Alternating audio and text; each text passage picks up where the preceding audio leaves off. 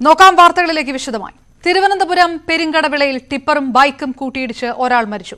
2014 ഇടവഴിക്കര ജോസിനെ വെട്ടിക്കൊലപ്പെടുത്തിയ കേസിലെ രണ്ടാം പ്രതിയാണ് മരിച്ച രഞ്ജിത്ത്. ടിപ്പർ ഓടിച്ചിരുന്നത് രഞ്ജിത്തിന്റെ സുഹൃത്ത് ശരത്താണ്. ഇരുവരും തമ്മിൽ കഴിഞ്ഞ ദിവസം വാക്കുതർക്കമുണ്ടായതായി നാട്ടുകാർ പറയുന്നു. വിവരങ്ങളുമായി അരുൺ മോഹൻ ചേർന്നു. അരുൺ, അപകട മരണമല്ല, ഇതിനകത്ത് ദുരൂഹതയുണ്ട് എന്നുള്ളൊരു നിഗമനത്തിലേക്ക് പോലീസും എത്തിയിട്ടുണ്ടോ? വിവരങ്ങൾ അവർമ്മ ഈ സൂചിപ്പിച്ചത് തന്നെയാണ് പോലീസും എത്തി നിൽക്കുന്ന ഒരു ആശയക്കുഴപ്പത്തിൽ എത്തി നിൽക്കുന്നത്. മരണം അപകട മരണമാണോ അതോ കൊലപാതകമാണോ എന്നുള്ള ഒരു അന്വേഷണത്തിൽ തന്നെയാണ് മാരാട്ടം പോലീസ് ഇപ്പോഴും നിൽക്കുന്നത്. ഇന്ന് വൈകിട്ടോടുകൂടിയായിരുന്നു ഈ പറയുന്ന ഇടവഴിക്കര ജോസിന്റെ കൊലപാതകത്തിലെ പ്രതിയായ ഈ രഞ്ജിത്തിനെ ബൈക്ക് അപകടത്തിൽ ഗുരുതര പരിക്കുകളോടെ ആശുപത്രിയിൽ എത്തിക്കുകയും തുടർന്ന് മരിക്കുകയും ചെയ്തത്. ഇദ്ദേഹം 2014 ഇടവഴിക്കര ജോസിനെ വെട്ടിപ്പറപ്പെടുത്തിയ കേസിലെ മുഖ്യപ്രതിയാണ്. ഈ കഴിഞ്ഞ ദിവസം ഈ ജോസും ഈ രഞ്ജിത്തും ശരത് എന്ന് പറയുന്ന, അതായത് ഇപ്പോൾ ഈ വാഹനം ഓടിച്ചിരുന്ന, ഈ അപകടത്തിൽപ്പെട്ട ടിപ്പർ ഓടിച്ചിരുന്ന ശരത്തും വാക്കേറ്റം ഉണ്ടായിരുന്നു. പള്ളിയിൽ വെച്ച് വാക്കേറ്റം ഉണ്ടായിരുന്നു. അവർ കൊമ്പ് കോർത്തിരുന്നതായി ദൃക്സാക്ഷികൾ പറയുന്നു. അവർ മലയാളം പോലീസിന് മൊഴി നൽകിയിരുന്നു. ഇതൊക്കെ തുടർന്നായിരുന്നു ഈ പറയുന്ന ഇന്ന് ഈ ഒരു അപകടം ഉണ്ടായത്. അപകടത്തെ തുടർന്ന് ഈ രഞ്ജിത്ത് ഇപ്പോൾ മരിച്ചിരിക്കുകയാണ്. ഇദ്ദേഹത്തിന്റെ മൃതദേഹം ഇപ്പോൾ തിരുവനന്തപുരം മെഡിക്കൽ കോളേജ് ആശുപത്രിയിലാണ്. എന്തായാലും പോലീസ് വിശദമായ ഒരു അന്വേഷണം തന്നെ ഈ സംഭവത്തെക്കുറിച്ച് നടത്തുന്നുണ്ട്. മരണം ആസൂത്രണമാണോ ഇത് കൊലപാതകമാണോ എന്നുള്ളതിനെ കുറിച്ച് അന്വേഷിച്ചു വരികയാണ്. അപർണ. റൈറ്റ്, അരുൺ മോഹൻ വിവരങ്ങൾ നൽകിയത്. ഇടുക്കി കഞ്ഞിക്കുഴിയിൽ ഭാര്യ പിതാവിനെ മരുമകൻ കുത്തിക്കൊലപ്പെടുത്തി. വെൺമടി തെക്കൻതോണി സ്വദേശി തോട്ടത്തിൽ ശ്രീധരനാണ് മരിച്ചത്. മരുമകൻ കുഞ്ഞുകുട്ടൻ എന്ന് വിളിക്കുന്ന അലക്സ് പോലീസ് പിടിയിലായി. വിവരങ്ങളുമായി സ്റ്റാലിൻ ചേരുന്നു. സ്റ്റാലിൻ, എന്താണ് വിവരങ്ങൾ? നേരത്തെ തർക്കമുണ്ടായിരുന്നോ? ഇത് കൊലപാതകത്തിലേക്ക് നയിച്ചത് എന്താണെന്നാണ് പ്രാഥമിക നിഗമനം? അപർണ, ഇടുക്കി കഞ്ഞിക്കുഴി പഞ്ചായത്തിലെ തെക്കൻതോണി എന്ന പ്രദേശത്താണ് ഈ സംഭവം ഉണ്ടായത്. തെക്കൻതോണി സ്വദേശി ഈ തോട്ടത്തിൽ ശ്രീധരനെയാണ് മരുമകൻ കുഞ്ഞുകുട്ടൻ എന്ന് വിളിക്കുന്ന അലക്സ് ഇന്ന് വൈകിട്ട് 5:30 കൊലപ്പെടുത്തുന്നത്. ഈ അലക്സ് മദ്യപാനിയും അതുപോലെ തന്നെ അലക്സിന്റെ ഭാര്യ സൗമ്യയുമായും വളരെ എന്നും വഴക്കുണ്ടാക്കുന്ന ഒരു സ്വഭാവക്കാരനായിരുന്നു. അതുകൊണ്ട് തന്നെ കുടുംബ വഴക്ക് അവിടെ നിത്യസംഭവമായിരുന്നു. അതുകൊണ്ട് തന്നെ ഏറെ നാളുകളായി ഈ പിതാവിന്റെ അടുത്തേക്ക് മകൾ സൗമ്യ എത്തിയിരുന്നു. അവിടെയാണ് താമസിച്ചിരുന്നത്. ഇന്ന് പ്രത്യേകിച്ചും ഈസ്റ്റർ ദിനമായതുകൊണ്ട് ഇവര് ബന്ധുക്കള്, ശ്രീധരൻ ഉൾപ്പെടെയുള്ള ബന്ധുക്കൾ എല്ലാവരും കൂടി തൊട്ടടുത്തുള്ള മറ്റൊരു ബന്ധുവിന്റെ വീട്ടില് സമ്മേളിച്ചിരിക്കുന്ന സമയത്താണ് ഈ കുഞ്ഞുകുട്ടൻ എന്ന് പറയുന്ന ആള് മരുമകൻ അവിടെ എത്തുന്നത്. മദ്യപിച്ചെത്തിയ ആള് ഈ ശ്രീധരനുമായി വഴക്കുണ്ടാക്കുകയായിരുന്നു. ഏതായാലും ആ സമയത്ത് തന്നെ ഉണ്ടായിരുന്ന മകളുമായിട്ടും ഇയാൾ വഴക്ക് ഉണ്ടാക്കി. ഇതിനിടയിൽ തർക്കം പരിഹരിക്കാൻ ശ്രമിച്ച ശ്രീധരനെ അന്നേരം ഇയാള് കുത്തി കൊലപ്പെടുത്തുകയായിരുന്നു. ഏതായാലും നാട്ടുകാർ ചേർന്ന് അപ്പോൾ തന്നെ തൊടുപുഴ ജില്ലാ ആശുപത്രിയിലേക്ക് കൊണ്ടുപോയെങ്കിലും വഴിമധ്യേ തന്നെ മരിച്ചതായാണ് നമുക്ക് ലഭിച്ച വിവരം. മൃതദേഹം ഇപ്പോൾ മെഡിക്കൽ കോളേജ് തൊടുപുഴ ജില്ലാ ആശുപത്രിയിലേക്ക് മാറ്റിയിട്ടുമുണ്ട്. റൈറ്റ്, സ്റ്റാലിൻ വിവരങ്ങൾ നൽകിയത്. ചുരുളഴിക്കാൻ അന്വേഷണ സംഘം.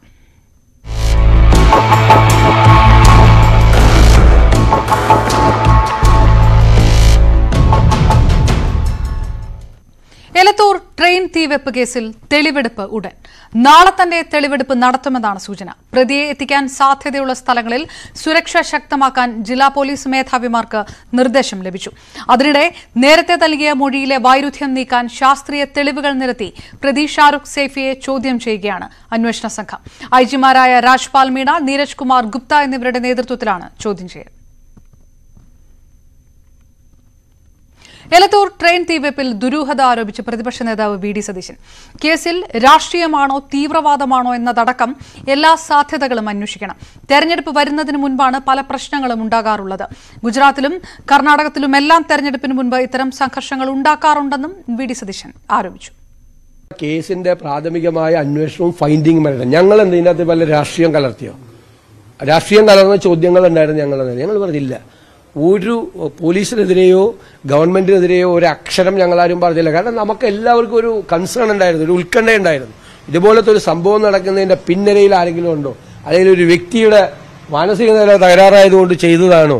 അല്ലെങ്കിൽ ഏതെങ്കിലും എക്സ്ട്രീം ഔട്ട്ഫിറ്റുകൾ ഇതിന്റെ പുറകിലുണ്ടോ? നമ്മൾ അറിയട്ടെ, അന്വേഷണങ്ങൾ നടക്കട്ടെ. ഇവരല്ലെങ്കിലും വേറെ അന്വേഷണങ്ങൾ നടക്കുന്നുണ്ടല്ലോ. വിവിധ ദുരൂഹതകൾ ഇപ്പോഴും നിലനിൽക്കുകയാണ്.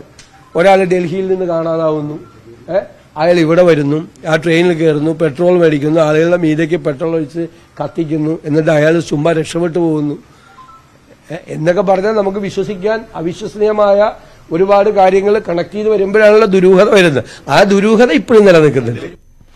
ഈസ്റ്റർ ദിനത്തിൽ പുതിയ രാഷ്ട്രീയ നീക്കവുമായി ബിജെപി. ക്രൈസ്തവ വിഭാഗങ്ങളുമായി ബന്ധം ശക്തമാക്കുന്നതിന്റെ ഭാഗമായി ബിഷപ്പുമാരെ ബിജെപി നേതാക്കൾ നേരിട്ടെത്തി സന്ദർശിച്ചു. ലോക്സഭാ തെരഞ്ഞെടുപ്പ് മുന്നിൽ കണ്ട ക്രൈസ്തവ ന്യൂനപക്ഷങ്ങളോട് കൂടുതൽ അടുക്കുകയെന്ന ലക്ഷ്യമാണ് പുതിയ നീക്കത്തിന് പിന്നിൽ. അതേസമയം ബിജെപിയുടെ ഈസ്റ്റർ ദിന സന്ദർശനം തട്ടിപ്പാണെന്ന് കോൺഗ്രസ് ആരോപിച്ചു. ന്യൂനപക്ഷ മേഖലകളിൽ കടന്നുകയറാനാവാത്തതാണ് കേരളത്തിലെ വെല്ലുവിളിയെന്ന് ബി.ജെ.പി. നേരത്തെ തിരിച്ചറിഞ്ഞതാണ്. ഇതിനായി ആസൂത്രണം ചെയ്ത തന്ത്രങ്ങളൊന്നും വിജയം കണ്ടില്ല. എന്നാൽ അടുത്തിടെ കത്തോലിക്ക സഭയുടെ ഭാഗമായ ബിഷപ്പുമാർ വരെ ബി.ജെ.പി. അനുകൂല നിലപാട് പരസ്യമാക്കി. ഈ സാധ്യത പരമാവധി ഉപയോഗപ്പെടുത്തുകയാണ് നീക്കം. സഭാ നേതൃത്വത്തിലുള്ളവരെ തുടർച്ചയായി സന്ദർശിച്ച് ബന്ധം ശക്തിപ്പെടുത്തുകയാണ് ബി.ജെ.പിയുടെ തന്ത്രം. ഈസ്റ്റർ ദിനത്തിൽ ബിഷപ്പുമാരെ സന്ദർശിക്കാൻ മുതിർന്ന നേതാക്കൾക്കാണ് ചുമതല നൽകിയിരിക്കുന്നത്. ബി.ജെ.പിയുമായി അകലം പാലിക്കുന്ന ലത്തീൻ സഭയെ അനുനയിപ്പിക്കാനെത്തിയത് കേന്ദ്രമന്ത്രി വി മുരളീധരനാണ്. വെള്ളയമ്പലം ബിഷപ്പ് ഹൌസിലെത്തി ബിഷപ്പ് തോമസ് ജെ നെറ്റോയെ സന്ദർശിച്ച മുരളീധരൻ സന്ദർശനത്തിലെ രാഷ്ട്രീയ ലക്ഷ്യം നിഷേധിച്ചു. ഒരു വളരെ സാധാരണമായിട്ടൊരു സൗഹൃദ സന്ദർശനം, അതിനപ്പുറത്ത് ഇതിന് യാതൊരു പ്രാധാന്യമില്ല. താമരശ്ശേരി ബിഷപ്പിനെ സംസ്ഥാന അധ്യക്ഷൻ കെ സുരേന്ദ്രൻ സന്ദർശിച്ചത് ഇന്നലെയാണ്. പിന്നാലെ ക്രൈസ്തവ കുടുംബങ്ങളിൽ ഈസ്റ്റർ ആശംസ നേരാൻ നേരിട്ടെത്തി കെ സുരേന്ദ്രൻ. വളരെ സന്തോഷം. ഇവിടെ വന്നപ്പോൾ ഹൃദയസ്പർശിയായിട്ടുള്ള സ്വീകരണമാണ് ഞങ്ങൾ കിട്ടിയിട്ടുള്ളത്. നേരത്തെ ബി.ജെ.പി. അനുകൂല പ്രസ്താവന നടത്തിയ തലശ്ശേരി ബിഷപ്പിനെ സന്ദർശിച്ചത് മുൻ അധ്യക്ഷൻ പി കെ കൃഷ്ണദാസ് ആണ്. സന്ദർശനത്തിലെ രാഷ്ട്രീയ ലക്ഷ്യം കൃഷ്ണദാസ് മറച്ചുവെച്ചില്ല. ഞങ്ങളെ സംബന്ധിച്ച് എല്ലാ വിഭാഗങ്ങളെയും ഒരുമിച്ച് കൊണ്ടുവരിക എന്നുള്ളതാണ് ഞങ്ങളുടെ ലക്ഷ്യം. കാഞ്ഞിരപ്പള്ളി ബിഷപ്പിനെയും ബി.ജെ.പി. നേതാക്കൾ നേരിട്ടെത്തി കണ്ടു. ലോക്സഭാ തെരഞ്ഞെടുപ്പാണ് ബി.ജെ.പിയുടെ ലക്ഷ്യം. കേരളത്തിൽ നിന്ന് പാർലമെന്റിലേക്ക് അക്കൗണ്ട് തുറക്കാൻ സാധ്യതാ മണ്ഡലങ്ങളിൽ ക്രൈസ്തവ പിന്തുണ ഉറപ്പാക്കുകയാണ് ശ്രമം. കേരളത്തിലെ ക്രൈസ്തവ സഭാ നേതൃത്വങ്ങളുമായി ബി.ജെ.പിയുടെ ദേശീയ നേതാക്കൾ നിരന്തരം ആശയവിനിമയം നടത്തുന്നുണ്ട്. പ്രധാനമന്ത്രിയുടെ കേരളത്തിലെ സന്ദർശന പരിപാടികളിലും ന്യൂനപക്ഷ ബന്ധം ശക്തമാക്കൽ പ്രധാന അജണ്ടയാണ്. അതേസമയം ബി.ജെ.പി. ഈസ്റ്റർ ദിനത്തിൽ നടത്തുന്ന നീക്കത്തിനെതിരെ കോൺഗ്രസ് നേതാക്കൾ രംഗത്തു വന്നു. ബി.ജെ.പിയുടെ സന്ദർശന പരിപാടികൾ തട്ടിപ്പാണെന്ന് പ്രതിപക്ഷ നേതാവും കെ സുധാകരനും ആരോപിച്ചു. ന്യൂസ് 18 തിരുവനന്തപുരം. ഈസ്റ്റർ ദിനത്തിൽ പ്രധാനമന്ത്രി നരേന്ദ്രമോദി ഡൽഹിയിലെ സേക്രഡ് ഹാർട്ട് കത്തീഡ്രൽ സന്ദർശിച്ചു. ക്രൈസ്തവരെ ബി.ജെ.പിയിലേക്ക് അടുപ്പിക്കാനുള്ള ശ്രമങ്ങൾക്കിടെയാണ് പ്രധാനമന്ത്രിയുടെ സന്ദർശനം. ആദ്യമായാണ് ഒരു ക്രൈസ്തവ ദേവാലയത്തിൽ നരേന്ദ്രമോദി എത്തുന്നത്. പ്രധാനമന്ത്രിയെ വൈദികർ ചേർന്ന് സ്വീകരിച്ചു. സന്ദർശനം 20 മിനിറ്റ് നീണ്ടുനിന്നു. കഴിഞ്ഞ ക്രിസ്മസിന് മുന്നോടിയായി രാഷ്ട്രപതി ദ്രൗപദി മുർമുവും ദില്ലിയിലെ സേക്രഡ് ഹാർട്ട് കാത്തലിക് കത്തീഡ്രൽ സന്ദർശിച്ചിരുന്നു. ബി.ജെ.പി. അനുകൂല പ്രസ്താവനയുമായി കർദിനാൾ ജോർജ് ആലഞ്ചേരി രംഗത്തെത്തി. ബി.ജെ.പി. ഭരണത്തിൽ രാജ്യത്ത് ക്രിസ്ത്യാനികൾ സുരക്ഷിതരാണ്. പൂർണ്ണമായി ബി.ജെ.പി. ആധിപത്യം വരുന്നത് ന്യൂനപക്ഷങ്ങൾക്ക് ആശങ്കയാകുമെന്ന് തനിക്കറിയില്ലെന്നും ആലഞ്ചേരി പ്രതികരിച്ചു. നരേന്ദ്രമോദിയെയും കർദിനാൾ പുകഴ്ത്തി. കേരളത്തിലെങ്കിലും സംസ്ഥാനത്തിന് പുറത്ത് ക്രൈസ്തവ ന്യൂനപക്ഷങ്ങൾ ആക്രമിക്കപ്പെടുന്നതാണ് ബി.ജെ.പിക്കെതിരെ രാഷ്ട്രീയ പ്രതിയോഗികൾ ആയുധമാക്കാറ്. കേരളത്തിൽ ക്രൈസ്തവ വിഭാഗങ്ങളുമായി അടുക്കാനുള്ള ശ്രമങ്ങൾക്ക് ബി.ജെ.പിക്ക് തലവേദന സൃഷ്ടിക്കുന്നതും മറ്റു സംസ്ഥാനങ്ങളിലെ അക്രമ സംഭവങ്ങളാണ്. എന്നാൽ തങ്ങൾ സുരക്ഷിതരാണെന്ന് പറയുന്നത് കർദിനാൾ ജോർജ് ആലഞ്ചേരിയാണ്. ക്രിസ്ത്യൻസിന് ഒരു ഇൻസെക്യൂരിറ്റി ഒന്നും ബി.ജെ.പി. ഭരണത്തിലില്ല. പക്ഷേ ദേവാലയങ്ങൾ ആക്രമിക്കുമ്പോഴോ ആരെങ്കിലും ഒരു ആൾക്ക് ജ്ഞാനസ്നാനം കൊടുത്തു എന്ന് വേറൊരു ചോദ്യം ചെയ്താൽ ഞങ്ങൾ ചോദിക്കും. ഇൻസെക്യൂരിറ്റി ഇപ്പോൾ ഇല്ല. പക്ഷേ ചിലർ പറയുന്നുണ്ട് നമ്മുടെ പരിപൂർണമായിട്ട് ഒരു ബി.ജെ.പി. ആധിപത്യം ഇന്ത്യയിൽ വന്നു പോയാൽ മൈനോറിറ്റീസിന് ഇൻസെക്യൂർ ആയിരിക്കും എന്നൊക്കെ പറയുന്നവരുണ്ട്. എനിക്കറിഞ്ഞുകൂടാ. ബി.ജെ.പി. ഭരണത്തിൽ മതന്യൂനപക്ഷങ്ങൾ പ്രത്യേകിച്ചും മുസ്ലിം വിഭാഗം ആശങ്ക വച്ചു പുലർത്തുന്നു. പക്ഷേ ആ ആശങ്ക ജോർജ് ആലഞ്ചേരി തള്ളിയതിങ്ങനെ. മുസ്ലിങ്ങൾ ഒരുപക്ഷെ കാണുന്നുണ്ടായിരിക്കും ഹൈന്ദവ ആധിപത്യം ഇവിടെ വന്നു കഴിഞ്ഞാൽ മുസ്ലിങ്ങളെ തുരത്തുമെന്ന്. കാരണം മുസ്ലിം ആധിപത്യമുള്ള രാജ്യങ്ങളിൽ സംഭവിക്കുന്ന മറ്റുള്ളവരെ തുരത്തുക എന്നുള്ളതാണ്. ക്രൈസ്തവരെല്ലാം അവിടെ നിന്ന് ഓടിച്ചുവിടുകയല്ല. ആ ശൈലിയിൽ അവരിവരെക്കുറിച്ചും ചിന്തിക്കുന്നുണ്ടാവാം. പ്രധാനമന്ത്രി നരേന്ദ്രമോദിയെ കർദിനാൾ വാനോളം പുകഴ്ത്തി. വിജയിച്ച രാഷ്ട്രീയ നേതാവാണ് മോഡി. രാജ്യത്തെ നല്ല നിലയിൽ നയിക്കാൻ മോഡിക്ക് കഴിയുന്നുവെന്നും ആലഞ്ചേരി പറഞ്ഞു. Modi is as A person is A good leader. അദ്ദേഹം ആ ലീഡർഷിപ്പ് വളർത്തിയെടുക്കാനായിട്ട് വളരെയേറെ പരിശ്രമിച്ചു. അത് വിജയിക്കുകയും ചെയ്തിരിക്കുകയാണ്. ഇവിടെയും അദ്ദേഹം ആരുമായിട്ടും ഏറ്റുമുട്ടലിന് പോയില്ലല്ലോ. ഇപ്പോൾ ഈ കമ്മ്യൂണിസ്റ്റ് ഗവൺമെൻറ്റുമായിട്ട് ഏറ്റുമുട്ടലിന് പോയിട്ട് ജയിക്കാനല്ലല്ലോ നോക്കുന്നത്. നേതൃത്വപരമായിട്ടുള്ള പ്രാഗൽഭ്യം വളർത്തിയെടുത്തിട്ടല്ലേ വിജയിക്കാൻ പോകുന്നത്. ലോക്സഭാ തെരഞ്ഞെടുപ്പ് ലക്ഷ്യമിട്ട് ക്രൈസ്തവ വിഭാഗങ്ങളുമായി അടുക്കാൻ BJP ശ്രമിക്കുമ്പോഴാണ് ജോർജ് ആലഞ്ചേരിയുടെ അനുകൂല നിലപാടെന്നതാണ് ശ്രദ്ധേയം. എന്നാൽ കർദിനാളുടെ പ്രസ്താവന തെറ്റായി വ്യാഖ്യാനിച്ചെന്നാണ് KCBCയുടെ പ്രതികരണം. ന്യൂസ് 18 തിരുവനന്തപുരം. BJPയുടേത് ഇരട്ടത്താപ്പാണെന്ന് പ്രതിപക്ഷ നേതാവ് VD സതീശൻ. രാജ്യത്ത് ക്രൈസ്തവ ദേവാലയങ്ങൾ സംഘപരിവാർ ആക്രമിക്കുകയാണ്. കർണാടകത്തിലെ BJP മന്ത്രി ക്രൈസ്തവരെ ഓടിച്ചിട്ട് തല്ലണമെന്നാണ് പറഞ്ഞത്. ദേവാലയങ്ങൾ ആക്രമിക്കില്ല എന്ന് V മുരളീധരനോ സുരേന്ദ്രനോ ഉറപ്പുകൊടുക്കാൻ പറ്റുമോ എന്നും പ്രതിപക്ഷ നേതാവ് കോഴിക്കോട് ചോദിച്ചു. BJPയുടേത് വളരെ ഇരട്ടത്താപ്പാണ്. കാരണം രാജ്യത്തുടനീളം ക്രൈസ്തവ ദേവാലയങ്ങൾ ആക്രമിക്കുന്നത് സംഘപരിവാറാണ്. കഴിഞ്ഞ ദിവസം കർണാടകത്തിലെ ഇലക്ഷൻ നടക്കുന്ന കർണാടകത്തിലെ ഒരു മന്ത്രി പരസ്യമായി പ്രസംഗിക്കുന്നതിന്റെ വീഡിയോ ഞങ്ങളെല്ലാം ഫേസ്ബുക്കിൽ ഇട്ടിട്ടുണ്ട്. അതായത് ക്രൈസ്തവർ വീട്ടിലേക്ക് വന്നാൽ അവരെ ഓടിച്ചിട്ട് തല്ലണമെന്നാണ് പറഞ്ഞിരിക്കുന്നത്. കാരണം അവർ വരുന്നത് മതപരിവർത്തനം നടത്താൻ വേണ്ടിയിട്ടാണ്. ഒരു ക്രൈസ്തവ ദേവാലയവും ഞങ്ങളുടെ നേതാക്കന്മാരോ ഞങ്ങളുടെ സംഘടനകളോ ആക്രമിക്കില്ല എന്ന് V മുരളീധരനോ K സുരേന്ദ്രനോ ഇവിടെ ഒരു ഉറപ്പ്, ആ പാവം കൃഷ്ണദാസനോ ഒരു ഉറപ്പ് കൊടുക്കാൻ പറ്റുമോ? പറ്റില്ല. BJP നേതാക്കളുടെ ക്രൈസ്തവ ദേവാലയ സന്ദർശനം പ്രഹസനമാണെന്ന് KPCC അധ്യക്ഷൻ K സുധാകരൻ MP. സംഘപരിവാരങ്ങൾ ക്രൈസ്തവർക്കെതിരെ നടത്തുന്ന അതിക്രമം തുടരുമ്പോൾ ഇത്തരം നാടകങ്ങൾ തെരഞ്ഞെടുപ്പ് സ്പെഷ്യലായി മാത്രമേ കാണാൻ സാധിക്കൂ. യഥാർത്ഥത്തിൽ ഒരു വിശുദ്ധ ദിനത്തെ BJPക്കാർ കളങ്കപ്പെടുത്തുകയാണ് ചെയ്തത്. ഇന്ത്യ ഒരു ഹിന്ദു രാഷ്ട്രമാക്കണമെന്ന അജണ്ടയോടെ പ്രവർത്തിക്കുന്ന സംഘപരിവാരങ്ങൾക്ക് ഒരിക്കലും മറ്റു ജനവിഭാഗങ്ങളെ ഉൾക്കൊള്ളാൻ കഴിയില്ലെന്നും K സുധാകരൻ പറഞ്ഞു. പ്രത്യാശയുടെ തിരുനാൾ.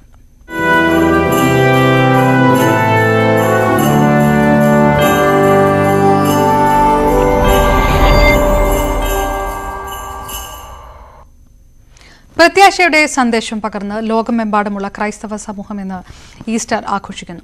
കുരിശിലേറ്റപ്പെട്ട യേശുദേവൻ 3-ാം നാൾ ഉയിർത്തെഴുന്നേറ്റതിന്റെ ഓർമ്മ പുതുക്കലാണ് ഈസ്റ്റർ. ഈസ്റ്ററിന്റെ ഭാഗമായി സംസ്ഥാനത്തെ വിവിധ ദേവാലയങ്ങളിൽ ശുശ്രൂഷകളും പ്രാർത്ഥനകളും നടന്നു. യുദ്ധത്തിന്റെ മഞ്ഞുമൂടിയ കാറ്റിനെയും മറ്റനീതികളെയും മറികടക്കാൻ ദൈവത്തിലേക്ക് തിരിയണമെന്ന് മാർപ്പാപ്പ പറഞ്ഞു.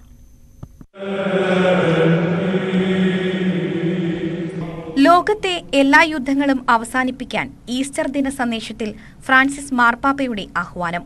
യുക്രൈനെയും അവിടുത്തെ ജനതയെയും രക്തസാക്ഷികളെന്നും മാർപ്പാപ്പ വിശേഷിപ്പിച്ചു. ശ്വാസകോശ രോഗങ്ങളെ തുടർന്ന് ചികിത്സയിലായിരുന്നതിനാൽ മാർപ്പാപ്പ സെന്റ് പീറ്റേഴ്സ് ബസിലിക്കയിലെ ശുശ്രൂഷകൾക്ക് മാത്രമാണ് നേതൃത്വം നൽകിയത്. ബസിലിക്കയ്ക്ക് പുറത്തുള്ള ചടങ്ങുകളിൽ അദ്ദേഹം പങ്കെടുത്തില്ല. തിരുവനന്തപുരം പട്ടം സെന്റ് മേരീസ് കത്തീഡ്രലിൽ തിരുക്കർമ്മങ്ങൾക്ക് കാർദിനാൾ മാർ ബസേലിയോസ് ക്ലിമീസ് കത്തോലിക്ക ബാവ മുഖ്യ കാർമ്മികത്വം വഹിച്ചു. തുടർന്ന് ഉയിർപ്പ് തിരുനാൾ ചടങ്ങുകൾ നടന്നു. പാളയം സെന്റ് ജോസഫ് കത്തീഡ്രലിൽ ലത്തീൻ അതിരൂപത ആർച്ച് ബിഷപ്പ് ഡോക്ടർ തോമസ് ജെനെറ്റോയുടെ കാർമ്മികത്വത്തിലായിരുന്നു ചടങ്ങുകൾ. Kochi Kakkanad saint Thomas mount കത്തീഡ്രലിൽ കാർദിനാൾ മാർ ജോർജ് ആലഞ്ചേരി തിരുക്കർമ്മങ്ങൾക്ക് നേതൃത്വം നൽകി. എറണാകുളം കുമ്പളം സെന്റ് മേരീസ് ദേവാലയത്തിലെ ഈസ്റ്റർ ദിന ചടങ്ങുകൾക്ക് വികാരി ഫാദർ ജുബി ജോയ് കളത്തിപ്പറമ്പിൽ നേതൃത്വം നൽകി. ക്രിസ്തുദേവന്റെ ഉയിർപ്പിന്റെ ദൃശ്യാവിഷ്കാരവും നടന്നു. വയനാട്ടിലെ ദേവാലയങ്ങളിൽ വന്യമൃഗശല്യം കണക്കിലെടുത്ത് പാതിരാ കുർബാന ഒഴിവാക്കിയിരുന്നു. കോവിഡ് ഇടവേളയ്ക്ക് ശേഷമുള്ള ഈസ്റ്റർ ആഘോഷത്തിൽ നിരവധി വിശ്വാസികളാണ് പള്ളികളിലേക്ക് എത്തിയത്. കുർബാനകളിലും പ്രാർത്ഥന ശുശ്രൂഷകളിലും നിരവധി വിശ്വാസികളാണ് പങ്കെടുത്തത്. News desk news 18. തിരുവനന്തപുരം ജില്ലയിലെ മലയോര മേഖലകളിൽ ശക്തമായ കാറ്റും മഴയും. ശക്തമായ കാറ്റിൽ മരം കടപുഴകി നാശനഷ്ടങ്ങളുണ്ടായി. നെടുമങ്ങാട് ചുള്ളിമാനൂരിൽ മരം പൊട്ടിവീണ വൈദ്യുതി പോസ്റ്റുകളും റോഡ് സൈഡിൽ നിർത്തിയിട്ട വാഹനങ്ങൾക്ക് കേടുപാടുകളും സംഭവിച്ചു. കളിക്കാട്, പരുത്തിപ്പള്ളി, ആര്യനാട്, വെള്ളനാട് എന്നിവിടങ്ങളിൽ മരം കടപുഴകി നിരവധി പേർക്ക് പരിക്കേൽക്കുകയും ചെയ്തു.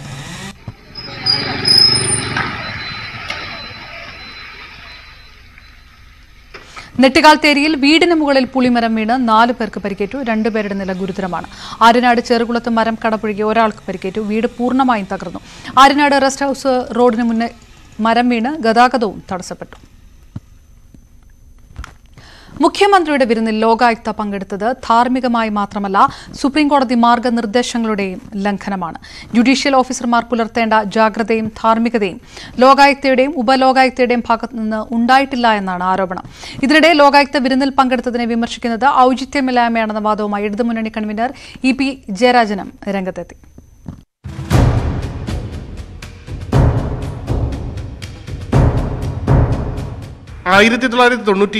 മെയ് 7 ചേർന്ന സുപ്രീം കോടതി ഫുൾ കോർട്ട് മീറ്റിംഗ് അംഗീകരിച്ച ജുഡീഷ്യൽ ജീവിതത്തിന്റെ മൂല്യങ്ങളുടെ പുനർപ്രസ്താവനയാണിത്. കുടുംബാംഗങ്ങൾ, അടുത്ത ബന്ധുക്കൾ, സുഹൃത്തുക്കൾ എന്നിവരൊഴികെ ആരിൽ നിന്നും ഒരു ജഡ്ജി ആതിഥ്യമോ ഉപകാരങ്ങളോ സ്വീകരിക്കാൻ പാടില്ല. ഇതിന്റെ ലംഘനമാണ് മുഖ്യമന്ത്രിയുടെ ഇഫ്താർ വിരുന്നിൽ പങ്കെടുത്തതോടെ ലോകായുക്തയും ഉപലോകായുക്തയും ചെയ്തതെന്ന് വ്യക്തം. പ്രത്യേകിച്ചും മുഖ്യമന്ത്രിക്കെതിരെ നിർണായകമായ പരാതി ലോകായുക്തയുടെ പരിഗണനയിൽ ഇരിക്കുന്ന സാഹചര്യത്തിൽ മുഖ്യമന്ത്രിയുടെ ഇഫ്താർ വിരുന്നിന്റെ ദൃശ്യങ്ങൾ പകർത്താൻ മാധ്യമങ്ങളെ അനുവദിച്ചിരുന്നില്ല. പകർത്തിയ PRD ആകട്ടെ ലോകായുക്തയുടെ ദൃശ്യങ്ങൾ ഒഴിവാക്കിയാണ് മാധ്യമങ്ങൾക്ക് ഇഫ്താറിന്റെ ദൃശ്യങ്ങൾ നൽകിയത്. PRDയുടെ വാർത്താക്കുറിപ്പിലും പങ്കെടുത്ത പ്രമുഖരിൽ നിന്ന് ലോകായുക്തയുടെയും ഉപലോകായുക്തയുടെയും പേരുകൾ ഒളിപ്പിച്ചു വെച്ചു. എന്നാൽ ലോകായുക്തയും ഉപലോകായുക്തയും ദീർഘനേരം ഇഫ്താർ നടന്ന ശങ്കരനാരായണൻ തമ്പി ലോഞ്ചിൽ ഉണ്ടായിരുന്നതായി മാധ്യമപ്രവർത്തകനായ K. ശ്രീകുമാർ സാക്ഷ്യപ്പെടുത്തുന്നു. ഒരു സീറ്റിലേക്ക് മുഖ്യമന്ത്രി ചെന്നപ്പോഴാണ് പെട്ടെന്ന് അവിടെ ഇരുന്നയാൾ എഴുന്നേറ്റ് കൈകൂപ്പുന്നത് കണ്ടപ്പോഴാണ് എനിക്കത് ഇത് നമ്മുടെ ലോകായുക്ത സിറിയക് ജോസഫ് ആണല്ലോ എന്ന് എനിക്ക് തോന്നുന്നത്. ഞാൻ ചെന്നപ്പോഴത്തേനും പെട്ടെന്ന് തന്നെ മുഖ്യമന്ത്രി എന്തോ കാര്യങ്ങൾ അങ്ങോട്ട് സംസാരിച്ചു. അപ്പം അതൊരു അസ്വാഭാവികത തോന്നി. കാരണം സിറിയക് ജോസഫിനെ പോലെ ഒരു ലോകായുക്ത, ഒരു ന്യായാധിപൻ ഇങ്ങനെയുള്ള ഒരു വിരുന്നിന് വരുന്നതിൽ ഒരു പൈത്യക്കേട് അല്ലെങ്കിൽ ഒരു ശരിയല്ലായ്മ എനിക്ക് ഫീൽ ചെയ്തിരുന്നു. വിവാദ വിരുന്നിൽ പ്രതികരിക്കാൻ ലോകായുക്തയോ സർക്കാരോ ഇതുവരെ തയ്യാറായിട്ടില്ല. എന്നാൽ വിരുന്നിൽ പങ്കെടുത്ത ലോകായുക്തയെയും ക്ഷണിച്ച സർക്കാരിനെയും ന്യായീകരിച്ച് ഇടതുമുന്നണി കൺവീനർ രംഗത്തെത്തി. നീതിന്യായ രംഗത്തുള്ളവരും ഈ സമൂഹത്തിൽ ജീവിക്കുന്നവരാണ്. അവരും സമൂഹത്തിലെ ഇത്തരം പരിപാടികളിൽ പങ്കെടുക്കുന്നവരാണ്. വിവാഹങ്ങളിലും വിരുന്നുകളിലും മരണങ്ങളിലുമെല്ലാം പങ്കെടുക്കാറുണ്ട്. അതെല്ലാം മാനുഷികമായ നടപടികളുടെ ഭാഗമാണെന്നാണ് EP-യുടെ ന്യായീകരണം. ന്യൂസ് 18 തിരുവനന്തപുരം. KSU ഭാരവാഹി പട്ടികയിൽ വിവാദം കടുക്കുന്നു. SFI പ്രവർത്തകൻ ധീരജിനെ കൊലപ്പെടുത്തിയ കേസിലെ പ്രതികൾ പട്ടികയിൽ ഇടം പിടിച്ചു. പ്രായപരിധി മാനദണ്ഡം പാലിച്ചില്ല എന്നുള്ള ആക്ഷേപവുമുണ്ട്. വിദ്യാർത്ഥികളല്ലാത്തവർ പട്ടികയിൽ ഉൾപ്പെട്ടെന്നും വനിതാ പ്രാതിനിധ്യം 10% താഴെയായി ഒതുങ്ങിയെന്നുമുള്ള പരാതിയും വ്യാപകമാണ്. മഹിളാ കോൺഗ്രസ് പുനഃസംഘടനയ്ക്ക് പിന്നാലെ KSU ഭാരവാഹി പട്ടിക കൂടി വിവാദത്തിലാവുകയാണ്. ഇടുക്കി എഞ്ചിനീയറിംഗ് കോളേജിലെ SFI പ്രവർത്തകൻ ധീരജിനെ കൊലപ്പെടുത്തിയ കേസിലെ 4ാം പ്രതി നിതിൻ ലൂക്കോസ് KSUവിന്റെ ജില്ലാ പ്രസിഡന്റായും 5ാം പ്രതിയായ ജിതിൻ ഉപ്പുമാക്കൽ സംസ്ഥാന സെക്രട്ടറിയായും പട്ടികയിൽ ഇടം നേടി. പ്രായപരിധി കർശനമാക്കുമെന്ന മാനദണ്ഡവും പാഴ്വാക്കായി. KSU സംസ്ഥാന ജനറൽ സെക്രട്ടറിയായി തെരഞ്ഞെടുത്ത ശരത് ശൈലേശ്വരന്റെ പ്രായം 32 വയസ്സ്. 1994 ജനുവരി 1 ശേഷം ജനിച്ചവരെ മാത്രമേ പുനഃസംഘടനയിൽ പരിഗണിക്കാവൂ എന്ന കഴിഞ്ഞ കമ്മിറ്റിയുടെ തീരുമാനം അട്ടിമറിക്കപ്പെട്ടു. വിവാഹിതരെ പുനഃസംഘടനയിൽ പരിഗണിക്കേണ്ട എന്ന തീരുമാനവും നടപ്പായില്ല. KSUവിന്റെ പുനഃസംഘടന പൂർത്തിയാകുമ്പോൾ വനിതാ പ്രാതിനിധ്യം 10% മാത്രം ഒതുങ്ങിയെന്നും പരാതിയുണ്ട്. പട്ടികയിൽ ഇടം നേടിയ പകുതിയിലേറെ പേരും വിദ്യാർത്ഥികളല്ല എന്നതും KSUവിനെ പ്രതിസന്ധിയിലാക്കുന്നു. പട്ടികയെ ചൊല്ലി മുൻ സംസ്ഥാന ഭാരവാഹികൾക്കിടയിലും അമർഷമുണ്ട്. ഔദ്യോഗിക വാട്സാപ്പ് ഗ്രൂപ്പിൽ മുൻ സംസ്ഥാന പ്രസിഡന്റ് KM അഭിജിത്ത് തന്നെ പ്രതിഷേധവുമായി എത്തി. പ്രതിസന്ധി ഘട്ടത്തിൽ വീണ്ടും പ്രസ്ഥാനത്തെ ദുർബലപ്പെടുത്തരുതെന്ന ആഗ്രഹമുള്ളതുകൊണ്ടാണ് മിണ്ടാതിരിക്കുന്നതെന്ന് അഭിജിത്ത് പറയുന്നു. പട്ടികയിൽ ഗ്രൂപ്പ് സമവാക്യങ്ങൾ അട്ടിമറിക്കപ്പെട്ടതിന്റെ അമർഷവും പ്രവർത്തകർക്കും നേതാക്കൾക്കുമുണ്ട്. സാമൂഹ്യ മാധ്യമങ്ങളിലടക്കം KSU ഭാരവാഹി പട്ടികയ്ക്കെതിരെ പ്രതിഷേധം ശക്തമാണ്. ന്യൂസ് 18 തിരുവനന്തപുരം. SFIയിലും ഭാരവാഹി തർക്കം. SFI ഹരിപ്പാട് ഏരിയ സമ്മേളനത്തിൽ നിന്ന് ഒരു വിഭാഗം പ്രവർത്തകർ ഇറങ്ങിപ്പോയി. ഭാരവാഹിത്വം തീരുമാനിക്കുന്നതിലെ തർക്കത്തെ തുടർന്നാണ് ഇറങ്ങിപ്പോക്ക്. സമ്മേളനത്തിൽ Kerala university general secretary Anila Raju, Abhijith എന്നിവരെയാണ് ഭാരവാഹികളായി തീരുമാനിച്ചത്. അഭിജിത്തിന് പകരം അരുണിനെ തീരുമാനിക്കണം എന്നാവശ്യപ്പെട്ടാണ് 25ഓളം പ്രതിനിധികൾ സമ്മേളനം വിട്ടത്. സംസ്ഥാന സെക്രട്ടറി PM ആർഷോ നേരിട്ട് പങ്കെടുക്കുന്ന സമ്മേളനത്തിൽ നിന്നായിരുന്നു ഇറങ്ങിപ്പോക്ക്. കെട്ടിട നിർമ്മാണ പെർമിറ്റ് ഫീസ് പുതുക്കുന്നതിൽ വിശദീകരണവുമായി മന്ത്രി MP രാജേഷ്. പെർമിറ്റ് ഫീസ് പുതുക്കുന്നത് വഴി സർക്കാരിനല്ല, തദ്ദേശ സ്ഥാപനങ്ങൾക്കാണ് വരുമാനം കൂടുക. മറ്റ് സംസ്ഥാനങ്ങളെ അപേക്ഷിച്ച് കേരളത്തിൽ ഇപ്പോഴും ഫീസ് കുറവാണ്. കെട്ടിട നിർമ്മാണ പെർമിറ്റ് ഫീസ് പുതുക്കിയത് സംബന്ധിച്ച് നടക്കുന്നത് സംഘടിതമായ ദുഷ്പ്രചാരണമാണെന്നും മന്ത്രി പറഞ്ഞു. ജനങ്ങൾക്ക് ഉപകാരപ്രദമായ തരത്തിലാണ് പുതിയ പരിഷ്കാരം. ചട്ടങ്ങൾ അനുസരിച്ചാണ് അപേക്ഷയെങ്കിൽ ഓൺലൈനായി അപേക്ഷിച്ച് 1 മണിക്കൂറിനുള്ളിൽ പെർമിറ്റ് കിട്ടുമെന്നും MP രാജേഷ് വ്യക്തമാക്കി. രാജ്യത്ത് കടുവകളുടെ എണ്ണത്തിൽ വർധന. പുതിയ കണക്ക് പ്രകാരം രാജ്യത്തെ കടുവകളുടെ എണ്ണം 3167ആയി. പ്രോജക്ട് ടൈഗർ 50ാം വാർഷികാഘോഷ ചടങ്ങിൽ പ്രധാനമന്ത്രി നരേന്ദ്രമോദിയാണ് കണക്ക് പുറത്തുവിട്ടത്. ബന്ദിപ്പൂർ, മുതുമല കടുവാ സങ്കേതങ്ങളും പ്രധാനമന്ത്രി സന്ദർശിച്ചു. IPL-ൽ ഗുജറാത്ത് ടൈറ്റൻസിനെതിരെ കൊൽക്കത്ത നൈറ്റ് റൈഡേഴ്സിന് നാടകീയ ജയം. അവസാന ഓവറിൽ നേടിയത് 31 റൺസ്. അവസാന 5 പന്തും സിക്സർ പറത്തി റിങ്കു സിംഗ് രക്ഷകനായി. 205 റൺസ് വിജയലക്ഷ്യം മറികടന്നത് അവസാന പന്തിലാണ്. അവസാന ഓവറിൽ ജയിക്കാൻ കൊൽക്കത്തയ്ക്ക് വേണ്ടിയിരുന്നത് 29 റൺസാണ്. പൂർണ്ണമാകുന്നു 10ന്റെ വാർത്ത. നമസ്കാരം.